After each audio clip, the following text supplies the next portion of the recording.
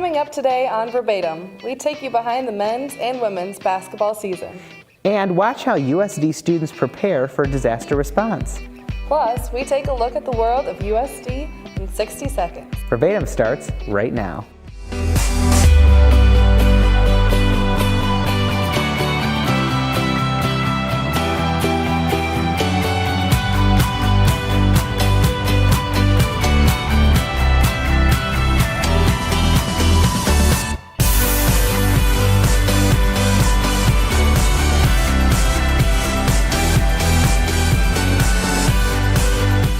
Welcome to another episode of Verbatim. I'm Michael Geheren.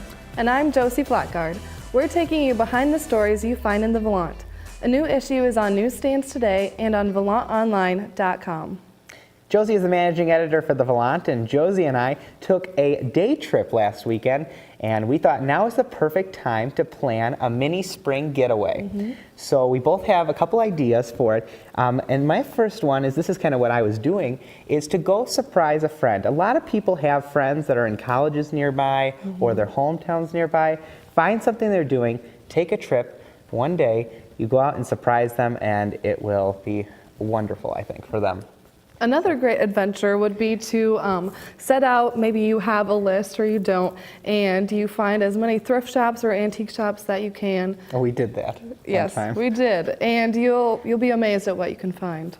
Yeah, another thing is, take a friend, don't tell them where you're going, bring them with you, and go surprise them to dinner or something like that, just to thank them for being a good friend. So take them to Omaha or Sioux Falls or Sioux City and somewhere nice, and just thank them for being a friend. And for the last one, as the weather warms up, you can find a great little camping spot in a lot of areas around here and take in the goodness of nature and find a canoe spot or kayaking or swimming or whatever you want. Explore the great outdoors.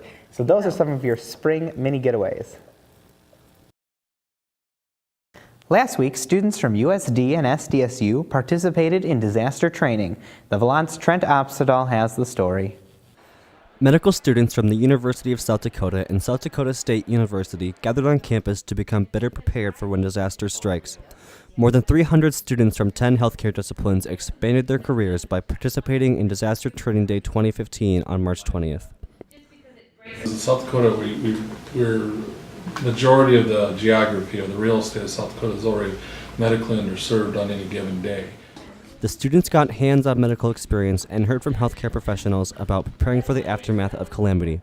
In the 5 workshops throughout the day, they learned things like how to give immunizations, dealing with psychological first aid, and how to triage a mass casualty area. By completing the day-long course, participants could become certified in core disaster life support. They also had the opportunity to register for Serve South Dakota to volunteer throughout the state in times of disaster. South Dakota is one of few states in the country to host a disaster training day for medical students. For the Volant, I'm Trent Opstedahl. Thanks, Trent. You can read the full story in today's issue of the Volant. Coming up after the break, we recap the basketball season. We'll be back in just 15 seconds. The average text takes your eyes off the road for nearly 5 seconds. At highway speeds, that's enough time to travel the length of a football field. Stop the texts, stop the wrecks.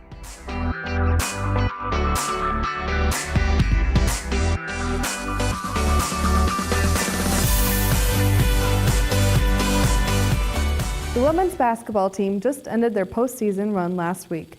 The Volant's Megan Card looks at both men's and women's basketball highlights. The craze surrounding March Madness may be keeping most people still in basketball mode, but at USD, the run has ended for both the men's and women's team. For the men, it was a matter of first. A first-year coach in Craig Smith. The first time the men's team won a game in the Summit League tournament. First team honors for senior Tyler Larson, who ranked 40th in the nation for his double-doubles. The Coyotes finished their regular season with a 17-16 record. The final game came with a crushing win over South Dakota State with a final score of 80-64. Brandon Boss scored a career-high 29 points against Fort Wayne in the quarterfinal game of the Summit League tournament to send the men to the semis. But it was the Jackrabbits who stopped the Coyotes in their tracks. South Dakota State made 11 of 26 from beyond the arc and 21 of 30 from the charity stripe to take the win 78-65. And that was the end of the Coyotes' postseason run. For the women, it came down to the position of senior Nicole Seacamp's feet in the second round of the WNIT. The Coyotes finished as regular season champions in the Summit League, but could not defend the title they claimed the year before. It was the Jackrabbits again who put down the Coyotes with a 72-57 win in the championship final. Even in defeat, it was Seacamp who was selected as tournament MVP for the second time. She averaged 23 points, 5 assists, and 2 steals in 3 tournament games. A loss to the Jackrabbits did not stop the Coyotes from more postseason play. The women rallied in the Women's National Invitation Tournament to win their first-round match against Creighton in the Dakota Dome. But it was Northern Colorado that barely squeezed out the win against the women in the second round and ended the Coyotes' season. The difference? A point, with the final score being 59-58 after a last-second shot by Nicole Seacamp was ruled inside the three-point line. For the Volant, I'm Megan Card, and that was a Coyote basketball season roundup. Each week, the Volant covers the stories that affect the students at USD. We decided to take a look at the big stories of the week and show you the world of USD in just 60 seconds.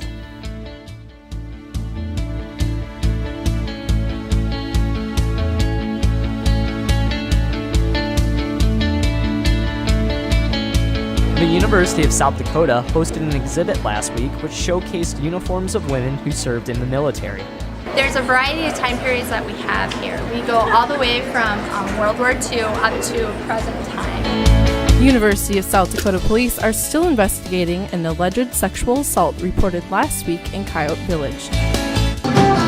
Local bands came together Friday night to raise money for Dakotathon. The event raised more than $500. The first walls to the new basketball arena were installed over spring break. The facility is expected to be completed in 2016. The Hoodie Allen concert was canceled last week after a medical emergency. It was rescheduled during finals week, but for the academic success of students, the concert was rescheduled again by CAB to April 13th.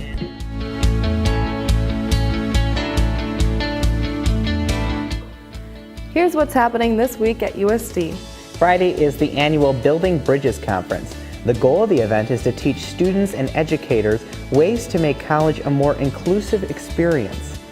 This weekend is the 43rd annual Watch Sheepy in the Dakota Dome. And coming up tonight on Coyote News, they're covering a reported sexual assault from last Thursday in Coyote Village. And Coyote News will also take a look at the new USD website. Plus, they are spotlighting the Native American Cultural Center on campus. Tune in tonight at 5 on Cable Channel 21. Today, we're introducing a new daily show from the Volant. It's called The Daily Verb. Each day, we will provide a rundown of events in Vermilion. The show comes out every day at volantonline.com. Tune in for the first episode to see what's trending online, the weather, and the day's events. Thanks for joining us this week on Verbatim. Be sure to tweet us with the hashtag USD Verbatim. We'll see you next week.